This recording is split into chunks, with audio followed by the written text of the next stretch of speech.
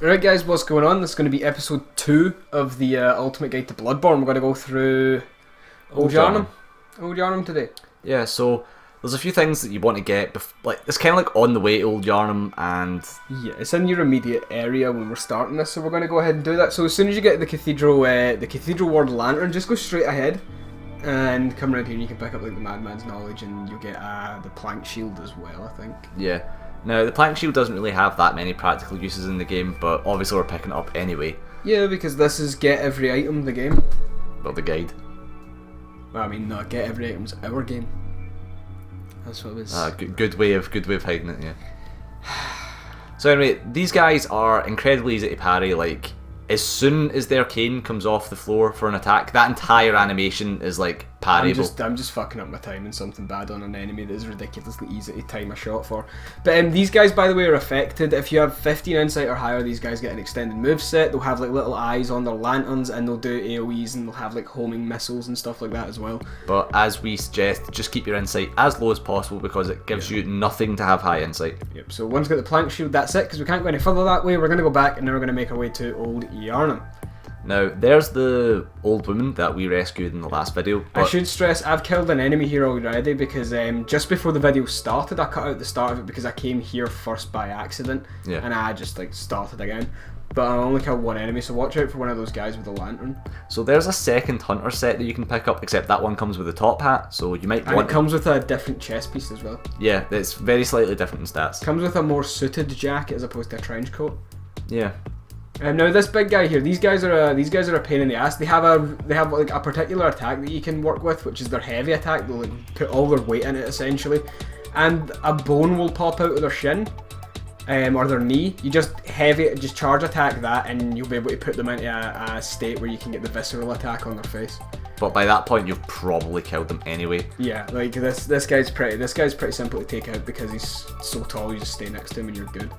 So where we're going up here now, you need a key for this, which is what you can buy after you kill the cleric beast. You can buy the some sort of hunter emblem out of the store in the Hunter's Dream. It's like 10,000 blood echoes for it though, so that's just like unreasonable. So we're going to show you the other way instead of going through that way. Yeah. Now you want to come chieftain emblem. Yeah. Now you want to come this way anyway because Amelia is actually kind of hard. And we're not fighting Amelia though. We're not fighting Amelia at this point, but what the point I'm making is you want to come this way so you get the extra souls and equipment from this area, which puts you at the recommended stage for fighting Amelia. So you want to do this place regardless. Yeah. But I mean, these guys aren't too difficult. It's more of what you've seen already. The timings are more or less the same. You can sneak up and get viscerals, as you can see. You can bait them with pebbles. You can use Molotovs. Do what you want to get past this section. We should stress there is one of those like giant skeleton warden guys over there, and instead of using an axe, he uses like a ball on a chain. He's a pain in the ass. So try to conserve some damaging stuff for him if you want to go through this with Molotovs. Keep a few for him. Yeah. So honestly, this bit is just surprisingly simple. Yeah, it's just a little sidetrack area. Oh, there is a wandering nightmare in this little area too. Yeah. Also, what this area is that bridge that you see there is actually the bridge that you fight the cleric beast on. Yeah, that's the cleric beast bridge. It doesn't look the same because it's a low resolution version, so it doesn't have any of like the clutter on the bridge or anything like that. It's just a very standard. This is a bridge. .jpg. Chances are it's probably not even the actual bridge, but that is what it's supposed to be. Anyway. Yeah, like that's what it's supposed to represent, because like there is a door here that is the other side of it is the door at the cleric beast boss room, but something about the level design just not matching properly stops them connecting it. So for some reason they're not allowed to go through. They can't fix that somehow. Like they can't just build a tunnel to it or any of that sort of shit. You know, they can't. I don't understand why they can't. Not that they can't, they just won't. But there's a cool little trick. So I'm gonna go for the Wandering Nightmare here and fuck it up because this guy just beats the shit out of me essentially. Yeah, so what you're probably better doing is just ignore the Wandering Nightmare now and just take care of this guy, then quit and reload. Yeah, that's eventually what I do. Eventually just go with quick reload strats because that is actually the best way to get the Wandering Nightmares, because it saves you having to chase them down and putting yourself in any sort of trouble. You can just let them run away. If you spot where they were standing before they ran, then just quit, reload, and stand on that spot before you quit out, and actually got the Wandering Nightmare every single time. If it doesn't reappear, just quit, reload again, because I know sometimes the Crystal Lizards didn't reappear in Dark Souls 1 when you quit and reloaded. It was very rare though. There's more materials along here. There's a chest over here, which has a blood gem in it. Yeah, it does. This is your first blood gem, essentially. No, it isn't. You got a blood gem on the way down to Old Yharnam. Did you? Oh, I've not even went to Old Yharnam yet, so this is the first blood gem we're getting our hands on. Right, so this door here is the door which is at the end of the bridge when you fight the Cleric Beast.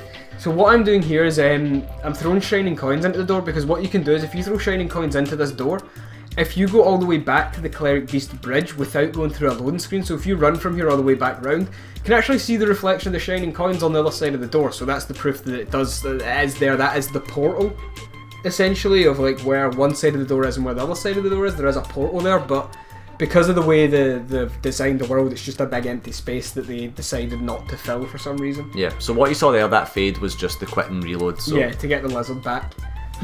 So now what we're doing is make sure we've got all the materials, we're going to head back. We picked up the monocular, which is essentially the binoculars from the previous FromSoft games, I guess. Yeah. Cool thing about the monocular is that if you're using it, instead of rolling, you will sidestep instead, and you can use it to aim your gun, you can use it to aim like throwing items and stuff like that as well.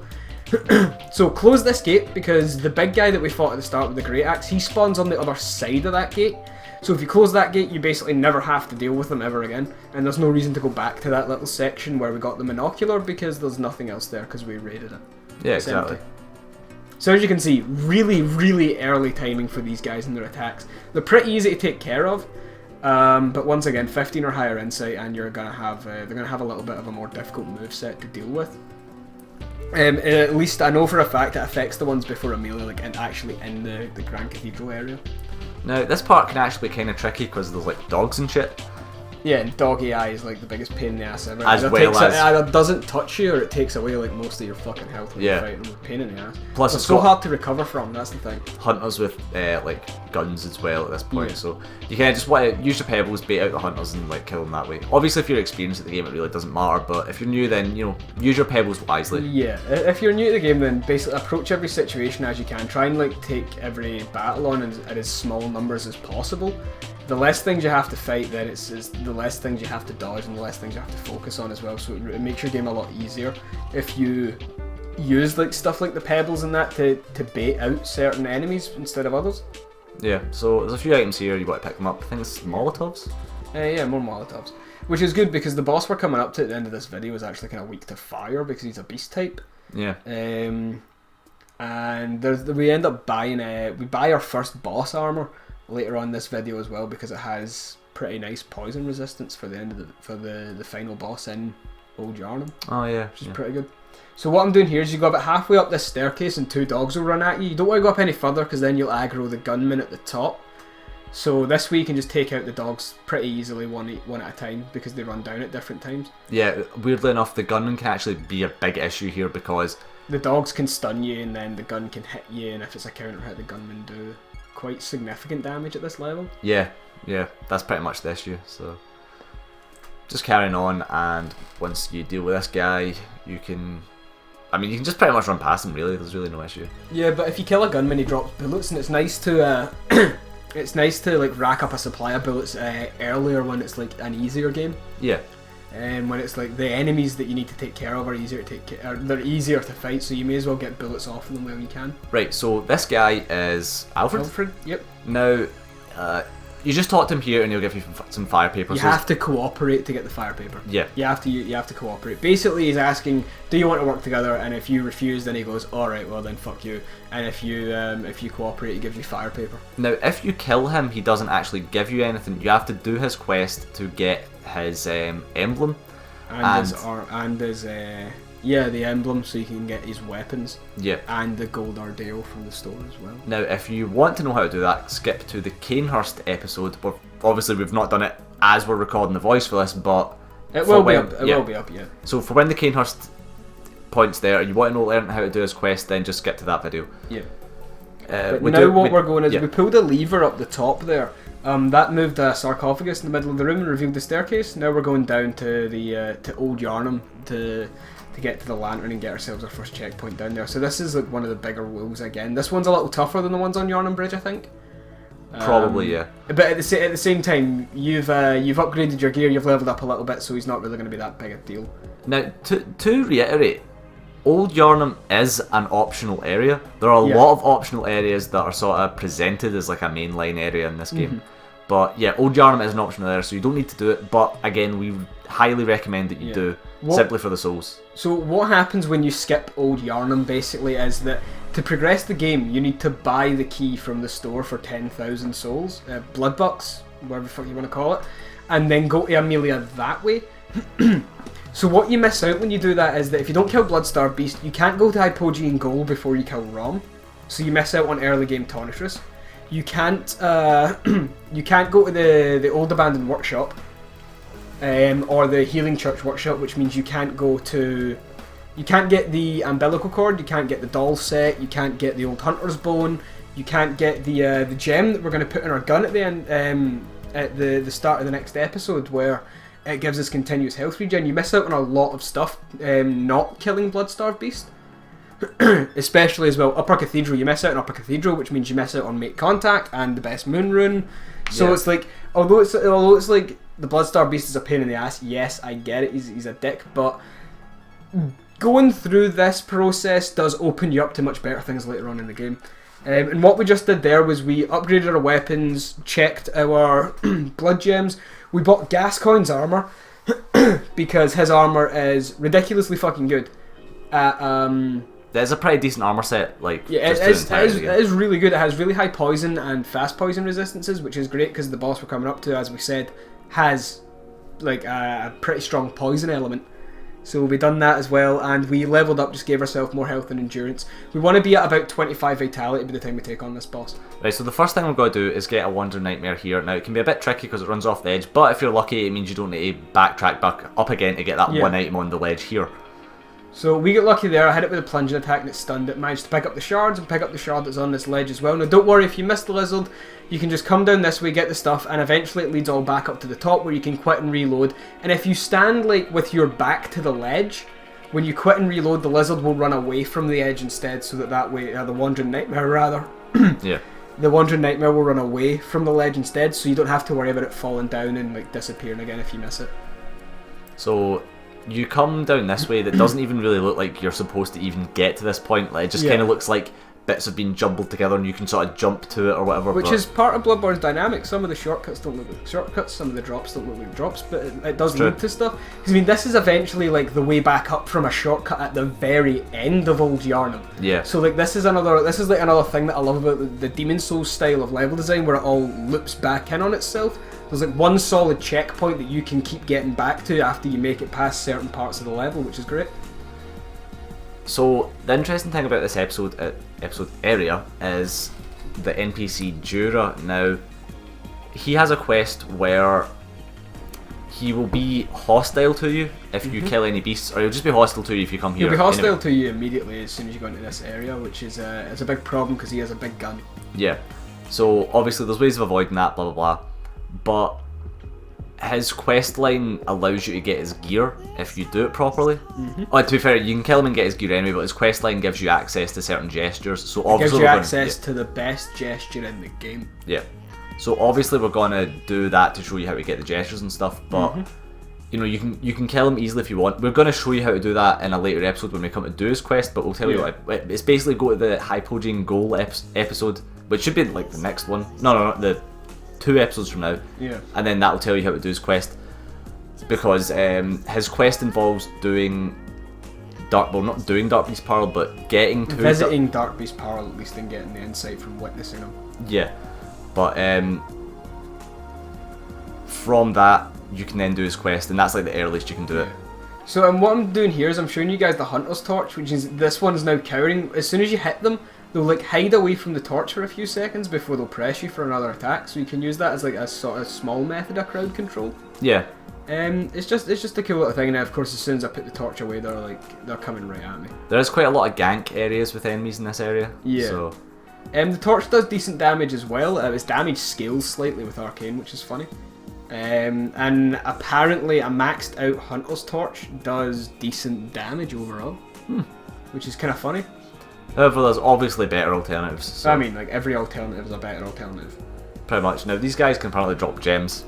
Yeah, they drop tempering gems. It's really small physical attack bonuses, like you're talking like less than 1% attack bonuses, like 0.7, 0.8 at best. So now what I'm showing you here is, we're going to go and get every item, but what you can do is you can just do this and you can skip all of the collecting we're about to do in the areas like between this. You can just run straight off the edge, make a mad dash right past and go straight past Jura's gun.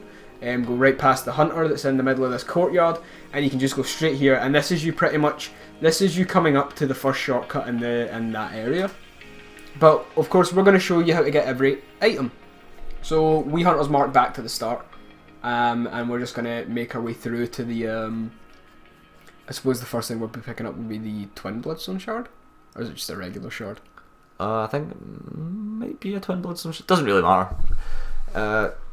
Just regardless, instead of running off the edge, you go to the right, and it gives you different items. She mentioned as well, the Saw Cleaver is very good in this area because everything you're fighting has a beast element, and the Saw Cleaver being a tearing weapon, like we mentioned in the last episode, it actually, or a serrated weapon, it has a little damage bonus against beasts. You'll do like 10% more damage to them.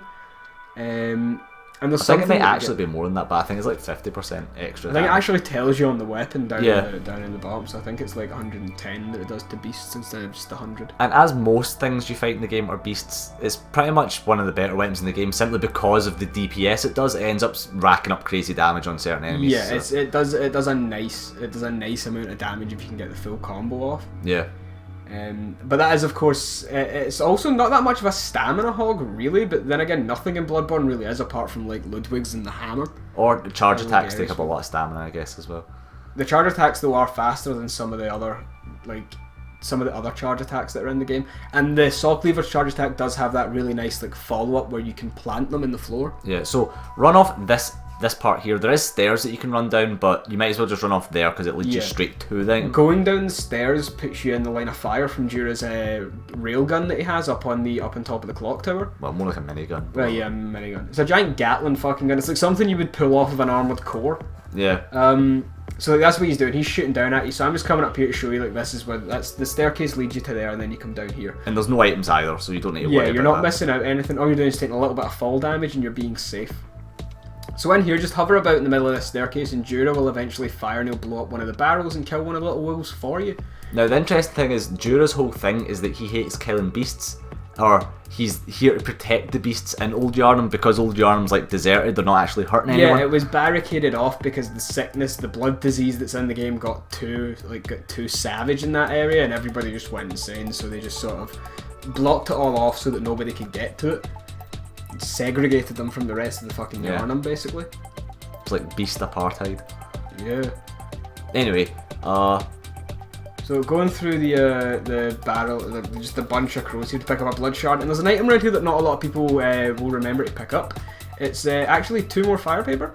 Yeah. Which is really fucking good. Like, we can't stress enough how much like fire paper and bolt paper, they're really, really good items to have.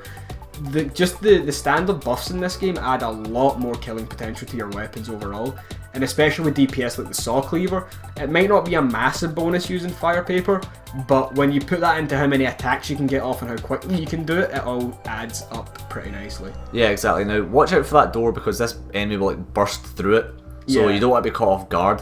And this guy's a little, like, you've already fought one of the cloaked guys before, but there are these guys who are bigger than them, and you fought one actually before we even got to the crows as well, so we've already passed one of these, but these guys are bigger, do more damage, and they need a few more hits thrown into them basically as well. Yeah, so here's another sort of gank area, and not only that, you get shot at this part as well, so what you want, and there is an item here, is like a blood packet, so you want to like make a dash into a safe area and then bait the enemies down. So what I'm doing here is I'm just running straight across. I'm going to take care of the enemies that would attack me if I got to the item. So I'm pulling them down here, and I'm just going to have to take these guys out. Now, luckily it was only 3 of them, because there are a lot more up there. There are more than just 3, but taking out these guys is pretty good because the other ones are a lot slower as well. So now we can go back and pick up the item that we missed over here. pretty safely, because Jura is pretty slow to get his gun locked onto you, so you've got a bit of time to work around there. Not only that, there's a hunter in that courtyard as well, so we're sort of avoiding that area currently. Now we're going to show you a nice little cheesy way if you haven't seen it already. I've taken care of this hunter, which is really good. We seen this on Vati Vidya issued a challenge to see who could kill. I think it was what, 3 or 4 hunters. It was to kill as many hunters as you could. I think the most you can do is like 5. It was to kill 3 hunters as quickly as possible. Nah, that was like 5. Oh yeah, to kill 5 hunters as quickly as possible. And the way they took care of the spear guy was ingenious, because they have like an aggro range, and when they get out of that and it's like time for the aggro leash to pull them back into gear and get them back into their patrol zone, they just disregard everything. So what I'm doing here is I'm getting on the other side of him, and now I'm blocking him in. So I'm going to knock him off the staircase. He's going to keep trying. I'm just going to keep doing it until it aligns for me, so that he can't get past me, and then I can just stand there and he won't be able to attack me. So these swings here, and then I get him locked in like right here. Now he won't be able to get past me, and I can just stand in front of him, and he won't do anything. He's too busy trying to get back into his aggro range that he won't attack me, so I'm just free to take him down. Now this works for pretty much every NPC in the game. Yeah, so if you can stop them getting back into their safety box, yeah, they won't attack you. And that gives you sort of free reign to explore this area. Now there's a secret sort of ledge drop down area here, and obviously don't get shot off Jura. This, for future reference, if you're in NG+, you won't experience it in NG because you have to be level 30 or higher before a bell ringing maiden will spawn, so you can be invaded. But right in that little courtyard bit where we just landed, well, not courtyard, that little area we just landed down on before we came into this room, just out there, that's where the bell ringing woman spawns. If like someone's trying to invade you or anything like that, so you can stop that for co-op. Now remember, the bell ringing maiden only appears if you ring your bell to invade someone's area. So, or if you ring your beckoning bell for co-op and you're above level 30, she will appear as well. Ah, that as well. So basically, she summons people who want to PvP, but she mostly summons people who are going to gank you. Well, she mostly summons you to be ganked, basically, because you're always being brought into games where it's a case of they're either looking for PvP or they're looking for co-op. And the majority of the time it is they are co-oping and you've been brought in because they used a beckoning bell. So you invaders get ganked a lot in this game. Yeah, I can imagine. Although it's just bullet hell. I invaded 2 people who had Ludwigs. That was so, I couldn't move. Like they were syncing up their shots one after the other. So it was alternating shots. I just couldn't even dodge out of the combo. It's fucking infuriating. But it was kind of funny. It was kind of like what we did with the Thorns armor. Oh, but it's just, I just need to accept it. This is my life now. So anyway, pressing on. This area is actually pretty good. You want to come here because you can get the rifle spear, which I still think is a good weapon. It's not that it's a bad weapon. It's just not as good as any other option in the game. Point is, it is a spear with a gun on it essentially. So but the Rapier Palash does more damage, it's faster, and it's just better in every way because it can shoot while one-handed, so you can have a shield in the other hand. Yeah, exactly. So, but I mean, regardless, it's still a weapon that you pick up in game, which is rare. Yeah, and this is the Charred Hunter set. This is a very high fire damage defense set. Yeah, which is really good. The last boss in the game, German, he wears that set. So there you go. I did actually pick up that item there, by the way. That's why it flashed up for a second. I think it was Cold Blood. But because I was in the progress of falling when I picked up the item, it just skipped the little menu thing, the prompt completely to tell me what it was. But the point is, yeah, that's an item just to make sure. Yeah, as soon as you fall out of that little window after you grab the Hunter set, there's an item right there. So we're going to go up top because there's stuff up top that we want to take care of before we go through the lower section of this. Yeah, essentially the next area we go into, there is rafters and there is like a floor, obviously. Now there's a ladder to the left. Don't go up that ladder. That takes you to Jura. Jura will aggro, and then you're going to have to deal with Jura, or you're going to have to run away. Now he might fall off the tower, which means you can't complete his quest line, and you don't want that to happen. So I just avoid him if you want to beat him. If you want to like befriend him and get the gesture, not hit this. But actually, we should probably explain. Maybe not hit this. I would say hit this every time. I'm going. What happened does is a freak occurrence where. So the reason why I'm saying hit this is because it explodes and it kills a bunch of the little tiny wolf guys, like the little half beast men, and it takes a lot of the enemies out of the game from down in that section, which makes this place a lot easier to go by. Plus, it's a cool effect, and I like it. But the thing that's happened to us now is that For some reason, one of the enemies' pathing is constantly directing into the fire every time we load up Old Yharnam, so it's not letting us complete Jura's quest line properly. Yeah, basically, well, at least this is what we imagine is whenever we go into Old Yharnam, because basically when you go into Old Yharnam, you can't kill a beast, and as long as you don't kill a beast before you talk to Jura, he'll be fine with you. Yeah. But what seems to be the case is we go into Old Yharnam and a beast is constantly dying because of the fire, and that means that, at least we think it means that if any beast dies anywhere for any reason, Jura will become hostile to you, and we can't do his quest. We can't do his quest that way. So we're going to see what happens after we kill Pearl, in case they've just patched out the entire, you just need to see Pearl, what if maybe you actually have to beat Pearl. Yeah. So we'll see if that resolves it, but until then we're unsure. Now what we did there is I dropped all the way down to the bottom and then came around this way to unlock the shortcut back to the beginning. Yeah, so you can just run past those enemies quickly, and because they can't get to you on time if you just jump off there. We're going to go deal with them anyway, but I wanted to get that shortcut because that shortcut's pretty useful. You need that one opened if you want to go get Jura from the back way pretty easily as well. And of course, the item that we picked up was the messenger urn helmet, so that you can change your messenger hat so they're wearing little pots. Yeah, if you go to the Hunter's Dream, behind the workshop, there'll be like a little tree stump with like water or some shit in it, and you can go interact with messengers and give them hats and stuff. That's what we got, the bloodied messenger one as well from the little girl's quest line in the first video in Yharnam, Gascoigne's daughter. So we've got hers too. So yeah, that's what they do. Yeah. So that was antidote that we picked up because this is a poison area. So we've got antidote. We've got antidote on our icon bar, as you can see here. We've got that as like our main protocol just in case. Maybe what a good thing to say about this fire is if you plan on collecting any of the items here that doesn't involve just getting the messenger arm where you can just jump off and run. Yeah. If you plan on getting any of the other items and you're not particularly great at the game and you don't care about Jura's extra like gesture that he gives you, then yeah, by all means hit the fire. But if in our case, you know, the fire might be causing us problems, then don't hit the fire. It's a pretty rare chance because it's the first time it's ever happened to us. Yeah, I've never seen it happen before. I've hit the fire before. I've got like maybe 8 playthroughs of this game now, so this is the first time it's happened to me as well, and I've been back here plenty of times. So I've never noticed this to be a problem before. But just be careful regardless. I mean, at this point it's just down to personal preference. However, as you can see, what the fire actually does is it causes a lot of the enemies to cower away from it, like they were doing earlier with the torch. Yeah, and as I said, it kills a lot of this small, like the small beastlings as well. So it takes away like a big portion of the enemy force in this particular building because there's a lot of them. Like, if one of them screams, it will attract the rest, and then you've got a big problem on your hands because you've got all these little quick guys as well as these bigger, slower ones that deal tons of damage as well. Like this guy came actually from up above. He came from the room that's just at the top of these stairs where there's another blood shard. Yeah. And here, that's where he came from, because he spotted us when we were dropping down through the rafters, so he came down to meet us.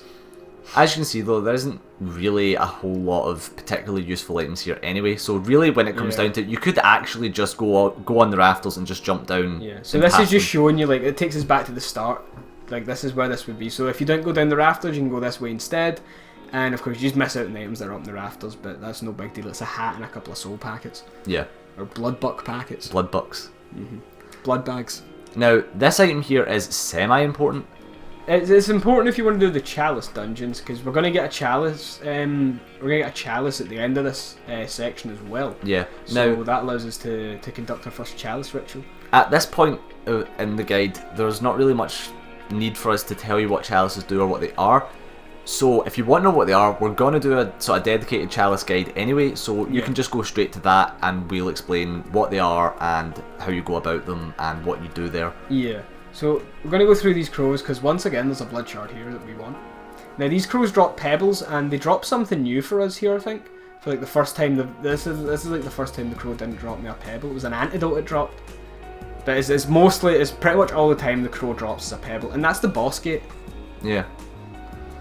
That's where the boss is. And this is me just showing you guys, like I pointed out in the Central Yharnam video that you can see the old Yharnam from up in that bridge, and that's just where we were looking from. Like that's where the elevator is that would take you down to Gascoigne section.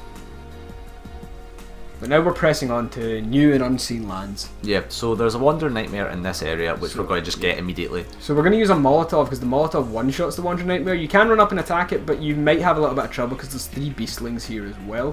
So you're just going to go up, Molotov it, and then just deal with these guys. For some reason, the torch wasn't immediately like distracting them like it normally does. I think you have to be facing them If your back is turned to them, I think it covers the torchlight and then they run for you anyway. Yeah. That's what seems to be the case anyway. No, because look, I'm facing these guys and they're pressing me. Oh yeah, eventually you get used to it anyway. So. But so you take out these 3 beastlings, and then of course the Wandering Nightmare dropped us some blood shards. Yeah, it might have been twin. Regardless, Nah, it wasn't twin, not at this point. Anyway, so coming down here, we're going down to 2 more wolves. Bigger wolves, of course. So I'm going to first get this one's attention with a nice little Molotov. Takes away a nice chunk of its health, and for some reason just didn't give a shit about that. I don't get what's Bloodborne AI is all about, so I just thought I hit it in the face again. So pungent blood cocktails. Now the boss we're coming up to is affected by pungent blood cocktails, and you can get the backstab in on him by doing it that way as well. But we're not going to do that because we're just not. You don't really need to. Like, I did almost die, but I mean that's what happens with Bloodstar Beast. He has this one move where it can end it all immediately if he hits you with it, and it's really fucking bullshit when he does. Yeah. When it comes to Bloodstar Beast, there's kind of like one sort of main strategy that's like super simple, and that's pretty much going to cut out 90% of the problems you have with the boss. The reason we almost died was because I was like, oh, I'll show you that you can parry it. You can parry one of its sort of slash attacks if you get it at the right timing, but... You can parry its grab too, but it's so fucking risky that it isn't worth it, because it almost, with 25 vitality, it almost one-shots you. Yeah. Because it poisons you in the process, so not only does it do its base damage, but it also fucking drains your HP while you're in that. And you really need to be mindful that whenever you get grabbed, just start spamming those top buttons on your controller, R1, L1, R2, L2, just start spamming them, because it does reduce the damage you take and it gets you out the grab faster, the same way it did with Mimics in Dark Souls 1. Yeah. So these are Beast Blood pellets. They essentially do nothing. No, I found a way to make them useful. So what Beast Blood pellets do is, there's such a thing in the game as a Beast Meter now. The more that fills up, the more damage you deal out per attack, and the more damage you take per hit. So the way that works then is that you build the Beast Meter up by taking a Beast Blood pellet, and every consecutive attack you land will build up your Beast Meter because you're spraying blood. You can build your Beast Meter up incredibly quickly if you land empty-handed charge attacks.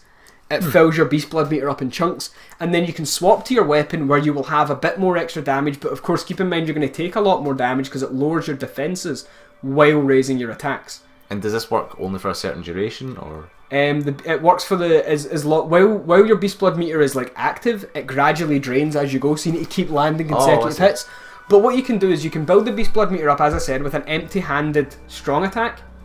Or like a charge attack is the best. The charge attack builds your Beast meter up really quickly, and of course you want to have low insight as well. The lower your insight, the lower your Beast meter in total. That door we just opened there was the door which leads to the shortcut back to the top of Yharnam. Like old Yharnam. Like where we got the lizard at the very beginning. Yeah, anyway, same with Beast Blood. So you want your Beast meter to be very small because it's based on a percentage. So like if 80% of your Beast meter is filled up, you're going to do a lot more damage. But take a lot more damage. But it's also tougher to get 80% of your Beast meter filled up if you have more, like... If you have like a bigger Beast meter, so you want your insight to be low because it lowers your beast as well. Does it? I thought it was the higher it was, it lowers your beast. No, you want it low, but that's why people insight dump, because it drops the Beast meter and it fills it. Ah, okay. But in fact, you might be right. Yeah, you're right. The higher I know the higher your insight, the less frenzy resist you have. Oh yeah, that's what it is. So you want low insight for beast. Consuming insight increases your beast meter as well, so what a lot of people do before boss fights, if they really want to go in there with beast blood, they'll just spend all their insight in the one go at the insight store, and it will just bump their beast meter up really quickly. They'll take a beast blood pellet and they'll go in on the fight. Now, this is one of the 2 summoning points in the game for NPCs, so like Gascoigne, we're actually going to show you how to summon this point. Yeah.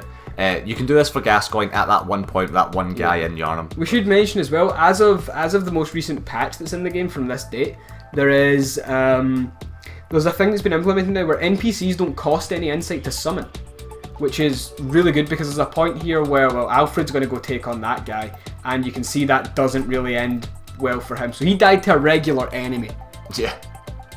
But he's supposed to be good for the boss. Alfred, I've played Alfred with the boss, and he is actually fairly decent with the boss, but for some reason he got killed off a basic enemy here. Yeah, he got fucking destroyed. Now, a point to make is, as you can see, the effort that goes into the beast meter is so high for the return they actually get out of it. It's kind of like a massively wasted mechanic. It could have been really cool it could have been implemented so much better, but it seems very rushed. There are ways to make it like more effective, but the beast claws are a really good way to make it effective, but you don't get them in the regular game. You have to go through dungeons to get those, which will be in the Chalice Dungeon Guide when we do it. So.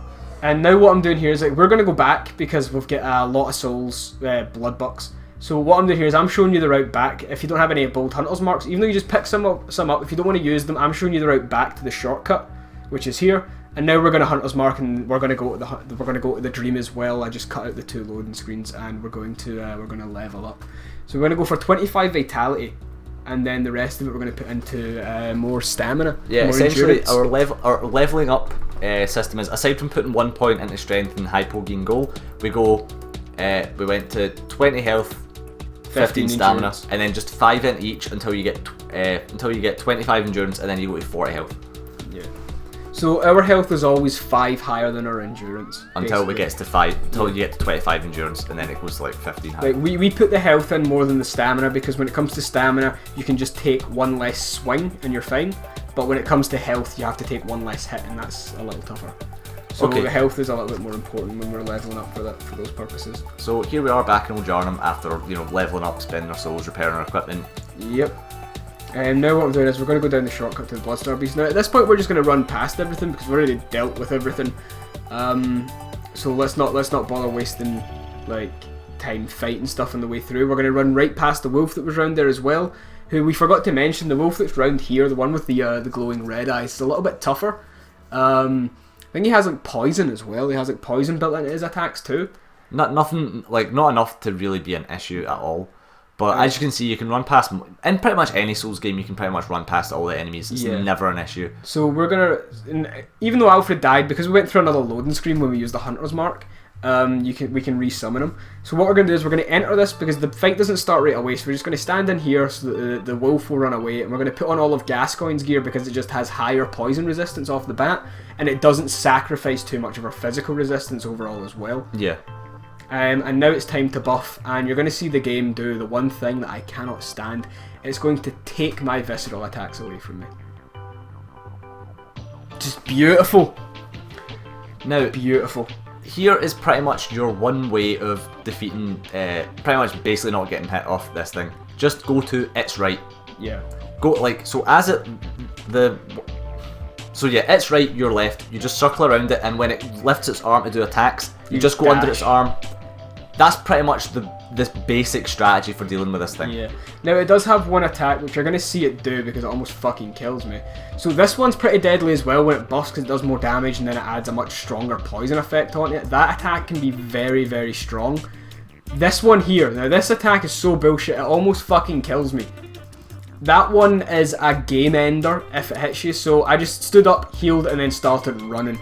Like, if it does get you that, don't try and run away first because it will chase you down. Just heal immediately, and now getting a pillar between me and it so that its tracking can't get to me with its attacks. Now, as you can see, the reason that actually happened, right, for one, you can parry its swipey attacks. Yeah. But the reason that actually happened was because you went for the parry. Yeah. However, if you just done the go under its right arm, I would have been fine, yeah. So like, that's the attack that I was talking about, which is very high risk, and I almost took it again right there. It's a very high risk attack to deal with, so it's best just to avoid it instead of trying to like take the dodge, take the shot and go for the riposte. But now it's spamming its massive flappy attacks, which are a pain in the ass to deal with, and they build up a hell of a lot of poison too. So the Molotov managed to stun it when it was doing its grab attack, which was really lucky. So now we're just trying to whittle it down with as much damage as we can. But Bloodstarved Beast is ever annoying, and whenever I try to go and attack it, it runs away. It does what Parl does, it just avoids you. I would suggest just going in for light attacks as opposed to for the charge, for me personally anyway. But as you can see, you were also able to get in the backstab attack as well, so you can actually parry its arse. I mean, really worst comes to worst, if the boss was being like a right bellend, I could have just put on pungent blood cocktails, thrown it into a corner, and then charge attacked it in the ass until the fight was over. Yeah. I could have done that too, but that's not very entertaining. Now, as you can see, you got the first chalice. Yeah, you got the Thimuru chalice. And you pretty much need that chalice to unlock all the other items. you get 2 other chalices in the main game. All the other chalices are unlocked. The way via you need to go through the chalices to get the materials for the other chalices, essentially. Yeah. So this is us leveling up. 25 health. We're going to go up to 19 endurance, and that is it for the end of Old Yharnam. Getting every item, kill blood-starved beasts. So yeah, next video we're going to be covering Cathedral Ward, where we're going to go through the Healing Church Workshop, the Old Abandoned Workshop, and we're going to complete Eileen's questline as far as we can till that point as well. Yeah, so hopefully this episode was informative and at least somewhat entertaining, and we'll see you in the next episode, guys. See you guys later. Bye.